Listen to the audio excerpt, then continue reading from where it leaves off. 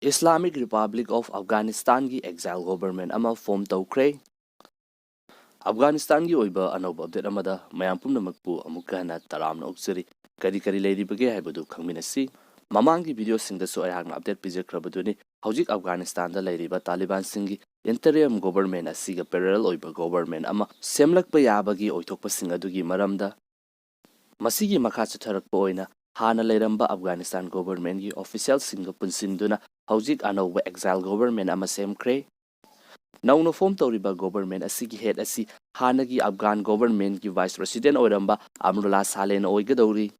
Anauba exile government ama form tawbagi statement asi hanagi Afghanistan gi government Islamic Republic of Afghanistan gi Switzerland da leiriba embassy masidagi thadorakpani.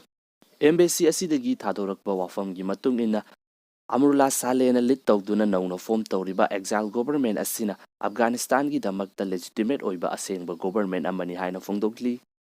Taliban singna Afghanistan capture tawrokpa matamda Afghanistan ki president Ashraf Ghani na maraibak thadoktuna chenkiba matamdagi caretaker president ni haiduna Amrullah Saleh asina Taliban gi mayokta lepa leitana lanthengna lakibani. Amrullah Saleh gi legitimate oiba government asibu adoppa government amatana mot sinjinba yaroi haiduna statement asida fongdokli. Exile government asina hauji Afghanistan asi atopa external force singna capture tawduna leiri haiba wafam asi thamli. Makatana executive, judicial amasung legislative power sing asi activate tawduna exile government asi mapung fana function tawnabagidamakta sem saba loire haina su fongdokli. Exile government asi Ashraf Ghani gi hanagi Afghanistan government gi leiramliba official gi sangairaba miyo ayambana recognize tawduna masigidamakta mateng pangnabagidamakta thabak thawong kaya ama lokalakli. Exile government asina hauzik Afghanistan da leiriba Ahmad Masud na lead tawduna Taliban singi mayukta lanthengna National Resistance Force asigidamakta mateng pangani haiba wafam asisu thamli. Taliban Afghanistan capture tawrokpa matamda marebak thadoktuna chenkiba hanagi government gi oiba official sing amasung embassy da leiriba miyoi sing asiga punduna exile government asi function tawgadoribani haibasi aikoina khangba taragasu hauzik fawbagi oinadi Amrullah Saleh natana anauba exile government asigi oiba official atopa miyoi amatagi maming amata hauzik fawbagi oina fongdorakpa leitri.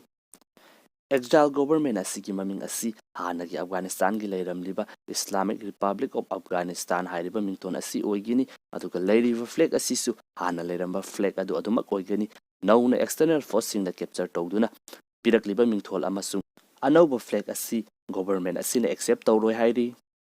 Haujikti parallel oiba government ani form tawduna leirabanina Afghanistan government gi oiba maraiba asi akogi recognize tawba tawdaba yamna kanba politics romda oina mayon silakpa yai.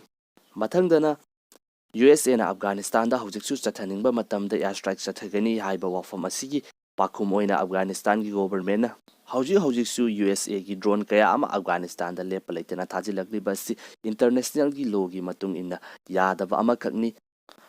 Afghanistan gi mafam ama hekta da USA na strike chathaningba taragadi hujik leiriba Taliban singi interim government asigi permission lawgadabani karigumba permission lawdana USA na hairiba thabak asi tawramba taragadi USA gi mathakta Taliban action lokhatkani haiba wafam asi fawba fongtokli.